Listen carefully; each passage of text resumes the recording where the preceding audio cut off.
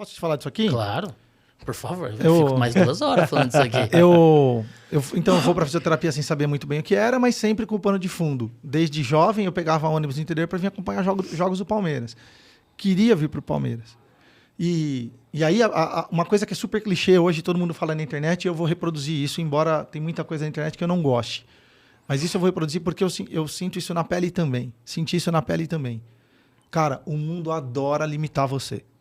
O mundo adora que você seja um cara que tem um perfil que se encaixa numa caixinha, que é bom para quem está te gerenciando e assim que é. Não dá para a gente ser, desculpa a expressão aqui, um porra louca e sair fazendo tudo do jeito que eu quero, porque existe um código de conduta no mundo também. E isso é outra coisa que todo mundo tem que aprender. Gostem ou não gostem. Postura, vocabulário, formação, conhecimento de outros idiomas. São coisas que, sem isso, é difícil você ter sucesso. Não tem jeito. Você precisa se adequar em alguma dentro do que você escolher. Eu não vou ter... É difícil encontrar um jogador de futebol de sucesso que tenha o comportamento de um CEO. E vice-versa. Né? Em cada ambiente, a gente tem skills diferentes que precisam ser desenvolvidas e precisam ser respeitadas. Né? Eu posso ser um mega executivo. Se eu gostar de falar palavrão, gíria, não sei o que, dificilmente eu vou entrar numa empresa conservadora que precisa de executivo, porque esse não é o perfil aceitável para aquele mercado. Então, não adianta eu querer ir para o tribunal enquanto advogado de bermuda e camiseta, como eu ia trabalhar quando eu estava no Palmeiras atendendo atleta. São ambientes completamente diferentes que têm uma liturgia. E vou parar por aqui porque eu ia dar um exemplo que vai ser polêmico, é melhor não. Mas vamos voltar para cá. Quando eu chego no Palmeiras, o meu sonho, na pura ingenuidade, de pegar um telefone numa sexta-feira, porque a Federal de São Carlos entrou numa greve em final de outubro, começo de novembro, do ano que eu ia me formar. Eu precisava trabalhar. E não sabia quando ia voltar aquela greve. Eu peguei o telefone, páginas amarelas, telefone de discar, muitos que estão assistindo aqui não conheceram, e liguei no clube do Palmeiras e simplesmente fui na fé de falar assim, olha, quem está falando aqui é o Dr. Cristiano Baldan, eu gostaria de falar no departamento médico. Me transmitiram. Agora eu quero falar na fisioterapia. Me transmitiram. Pô, cara, é o Daniel Zuckerman, velho. E aí, chega até que eu sou recebido pelo Dr. Fábio Passos, que nunca mais encontrei, sinto saudade, também é um cara que eu devo muita coisa. E eu expliquei para ele, falei, sou aluno, está terminando aqui, entrou em férias, em greve, eu tenho o sonho de participar e fazer um estágio aí e tal. Ele falou, cara, tem muita gente com o mesmo sonho, manda teu currículo, eu vou avaliar, mas difícil. E aí vem as sementes. Ao longo da minha graduação, nesse momento, nem por maturidade, mas por necessidade, eu fiz parte de programas de iniciação científica porque me pagava uma bolsa e eu precisava dessa grana.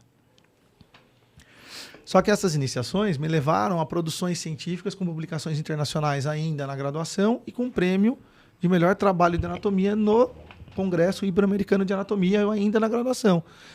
Esses frutos, provavelmente quando o Fábio viu, e ele era muito voltado para anatomia, e por isso que eu falo, é uma conjunção, é sorte, é Deus, convergência, cara. São coisas. E ele me chamou e eu vim para cá. E aí entra uma coisa que aí eu não vou ser nem modesto, nem falso humilde, que seriam poucos que fariam.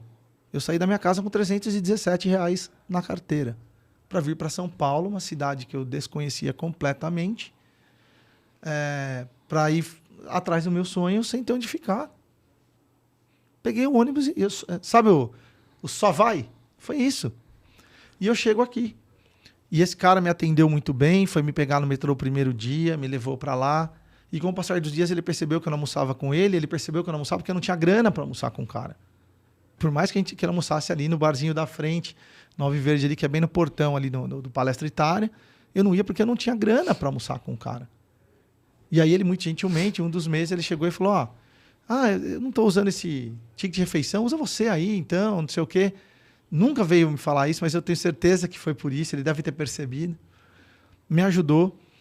E nesse processo, a esposa de um vice-presidente, que eu não vou citar os nomes, se machucou, teve uma entorse de tornozelo, por um acaso.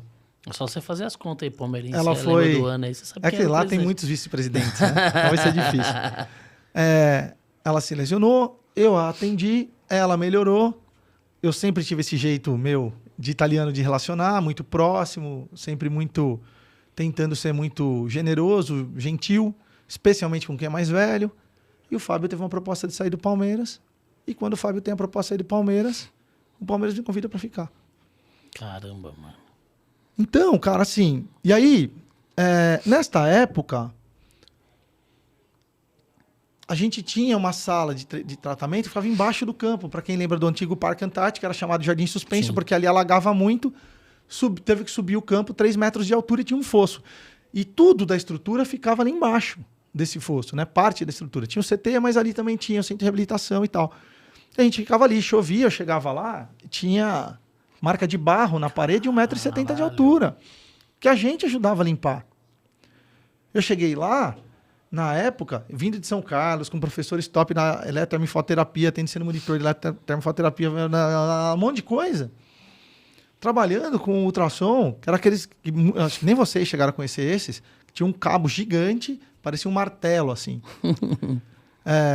Para conseguir um pacote de papel para secar a mão era difícil. Então, muita gente vê como as coisas estão hoje, e aí, por uma feliz coincidência, sexta-feira eu estive no CT, e já deixar um agradecimento também ao Dr. Marcelo Gondo, que é um querido, me recebeu lá de uma forma que eu sinceramente não esperava, já tive a oportunidade de te agradecer, Marcelo, mas faço aqui novamente em público. Marcelo, por favor, essa cadeira aqui tá te esperando, viu? E com certeza, cara, ele tem histórias super legais pra... Ele surta com isso aí, velho. Tá vendo? Pronto. Eu quero trazer todo mundo. Nós vamos... O Sasaki foi fisioterapeuta de São Paulo, a gente vai trazer, filho. Lógico. Dos bons. Dos bons. E aí, quando eu cheguei lá sexta-feira e vi, ele percebeu que eu me emocionei. Eu falei, cara, eu fui tão feliz aqui e ver essa mudança é inacreditável. Agora, o mais louco é o seguinte, hoje, agora sem clubismo, vamos olhar as coisas de forma pragmática, eu acho que não dá pra gente negar que o Palmeiras é um modelo hoje no Brasil. Não sei se é o melhor, mas certamente está na prateleira dos melhores, em termos de gestão, em termos de estrutura, em termos de resultados. Eu não consigo falar sem clubismo, mas eu concordo. Né? Você chega lá, é bonito demais você entrar e ver. Só que eu não vou lembrar, posso ver as fotos aqui daqui a pouquinho, e a gente conta. A fisioterapia ali tem o quê? 10 macas, talvez. Meia dúzia de equipamentos, de ponta e tal. Tem uma área de treinamento ali para o pessoal que é super legal, tecnologia investida e tal.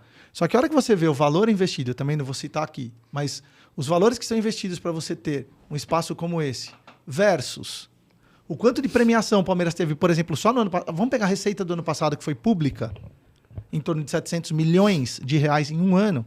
No ano anterior já tinha tido algo parecido também. A hora que você olha o quanto é investido nisso, é uma fração ínfima. Sim. Mas é o suficiente para fazer um bom trabalho. E aí eu quero fazer o link com o que eu falei lá atrás. De novo, não é porque eu estou vendo uma empresa que está ganhando muita grana, que está dando lá, que vai se colocar o dinheiro infinito na área que eu trabalho só porque eu trabalho lá. As coisas não funcionam assim. Nós estamos falando num clube hoje brasileiro que está na ponta em vários aspectos, que é modelo em vários aspectos, comparável à Europa. E essa visita que eu fiz sexta-feira, esse professor da Itália estava comigo, ele tem muito acesso ao clube de Cagliari lá na Itália, e ele mesmo estava colocando isso, que talvez tenha 10 clubes na Europa com essa estrutura que o Palmeiras tem. O Bayern está para cima, o Manchester está um pouquinho... Mas é uma estrutura impressionante. Nós estamos falando de mercados multibilionários. Até porque a fisioterapia desportiva brasileira também é ímpar, É ímpar. Agora, você não vai ver um salário de um membro da comissão, e não é da fisioterapeuta, do médico, do massagista, do psicólogo, do nutricionista, de ninguém do departamento médico que vai chegar a ser comparável com o salário mais baixo de um jogador profissional. As coisas são diferentes, cara. As pessoas precisam entender isso.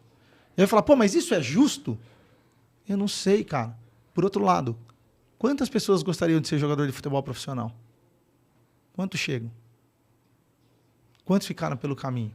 Eu não sei, cara. Então, assim, a gente... E quantos chegaram no alto padrão? Tem muitos que são, mas não chegaram no patamar.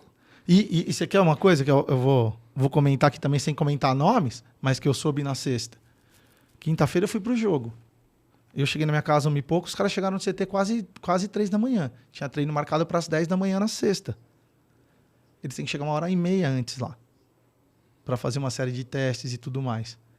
Atrasou por minuto, tem uma multa gigantesca lá por minuto. E que é o reloginho que o cara tá no punho, a hora que ele passa pelo portão que marca o horário de entrar. Então não tem como dar migué. O cara que ganha $500 mil, $1 milhão, $1,5 milhão, 2 milhões, ou até no caso de outros lá que ganham mais de 3 milhões, mês, o cara precisa jogar em alto nível, tomar a chuva que tomou na quinta, chegar em casa às 3 da manhã, não ver a família, e 8 horas estar de pé de novo para treinar, porque no sábado ia lá para Curitiba para jogar. Então, as pessoas elas olham só o cenário que é bonito, mas tem um monte de coisa. Mas pelo que os caras ganham, também fariam. Cara, fazer uma semana é legal, um mês é legal, um ano é legal, uma vida inteira é uma outra história. Então, por isso que eu digo, eu acho que a gente não pode ser tão crítico com as pessoas e nem com a gente, porque os resultados eles não são diretamente proporcionais àquilo que você trabalha e àquilo que você entrega. O que eu posso dizer é que você está mais perto do sucesso quando você trabalhar mais e entregar mais. Agora, se vai ser comparável, se vai ser proporcional, eu tenho quase certeza que não será. Alguns vão ter mais sorte do que outros, e algumas profissões vão ser mais bem remuneradas do que outras, e algumas pessoas vão conseguir fazer o business de uma forma melhor do ponto de vista financeiro do que outras. São escolhas, né? São escolhas.